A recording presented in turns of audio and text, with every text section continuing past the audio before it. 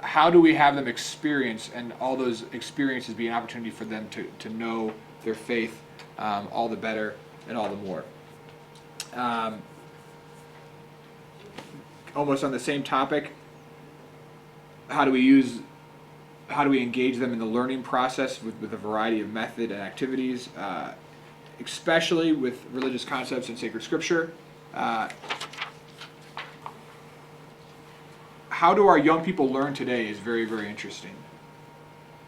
In fact, if we actually look at our young people, a lot of our young people don't want to learn. They don't want to process. They just want the final outcome. Just tell me what I need to know. That's all I want to do is just tell me what I need to know. The whole aspect of I don't want to go through a process, because they live in a world of instant gratification, whether it be Google, whether it be Cha-Cha, whether it be text messaging. It's instant. The process, in some ways, to them, they're just like, get me past the process. So how do we have them engage in the process and actually have them? Do you know what Cha-Cha is? No. Okay, Cha-Cha is. How do you know? Cha-Cha is this. If they have any question, they can text Cha-Cha, and literally within seconds, they get the answer and response. So, what's the state capital of Wyoming? They text it. State capital of Wyoming, they get it. Who is Pope in 1822? In seconds, it'll come back. It's instant gratification no matter where you're at. You don't have to go to a library, you don't have to go to your home, you don't have to be you text in the middle of a subway, what's the square root of 12, whatever, and you get it. It's instant gratification and instant knowledge at your fingertips on your phone. Cha-Cha. Yeah. Yeah, we could have used that in a few tests. Nobody tells us to turn off our phones in here. That's right. Continue down the importance to use group work. Small groups have become the norm. Why? Because for our young people, for the most part, it's a warm, trusting place where they can feel that they're able to be real, or that they're able to be honest. The catechesis has to be applicable to apply to their lives. This is a huge one and is going to be all the more important as we continue on. Parent education. Parent education. Because many of us, actually I think everybody in this room, is of age that we could be a parent. And if we look at our own upbringing and our own catechesis when we were young people, how many of us, if we weren't engaged in the church and teaching right now, or how many of us would know our faith to pass on to our own children? So parental education is going to be huge. Multicultural, and to think of the strides we've made in our own diocese in the past few years. Think of where we're at with Hispanic ministry in our diocese, but also with just culture in a different sense, even outside of just our own diocese, but looking at the broader church, the universality of it is a great thing. I called this last one, hit them from every side. How do we engage young people? And to be successful today, you have to hit them from every side.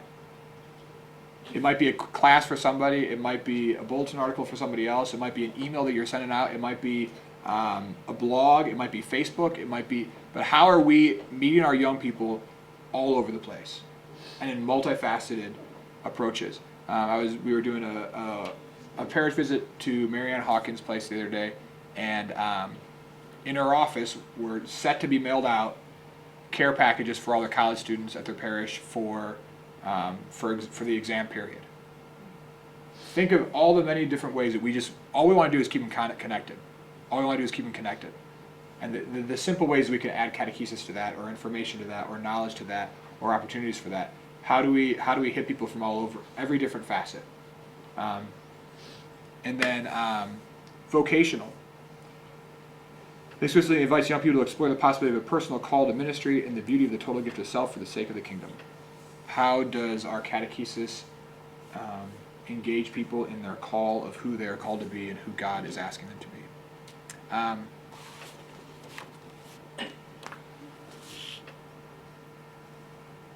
Renewing the Vision then moves on to the content, which we have in the Adult Catechism for Adults and the Catechism of the Catholic Church. And in the content, you'll see, I find, if you turn to page 29, if you turn to page 31,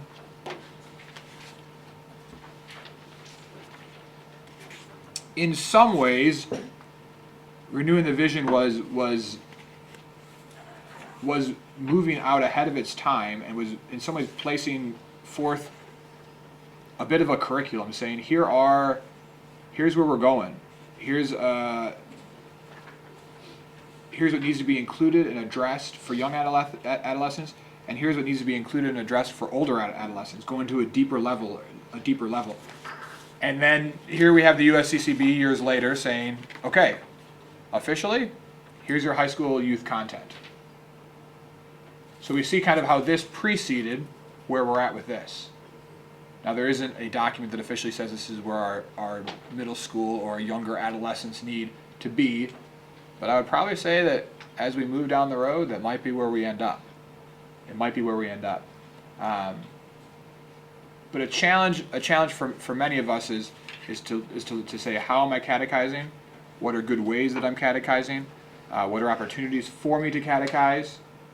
If I don't have a formal process or formal formal class or formal meeting or formal youth group in that sense, how am I catechizing to my young people in confirmation, outside of confirmation, around confirmation, to those that live in the parish, those who live outside the parish? How are we implementing those many aspects? I want to also pass out, and I think some of you might already have it, maybe not. I just want to pass out. These are the these are the two of our biggest publishers, and publishers that our diocese has had a relationship with. These are their face pages on their websites of catechesis and catechetical tools that they offer for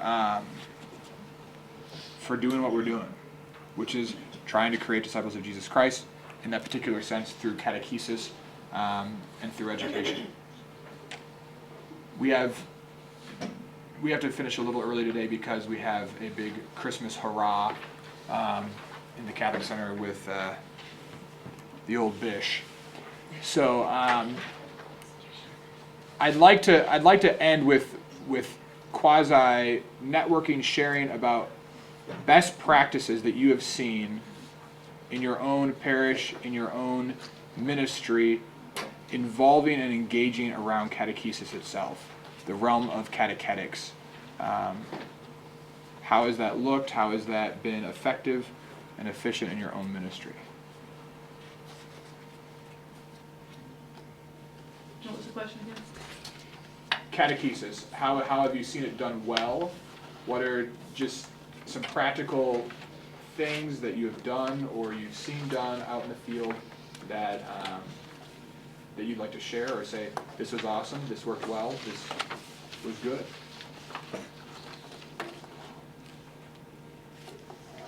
Right now, we're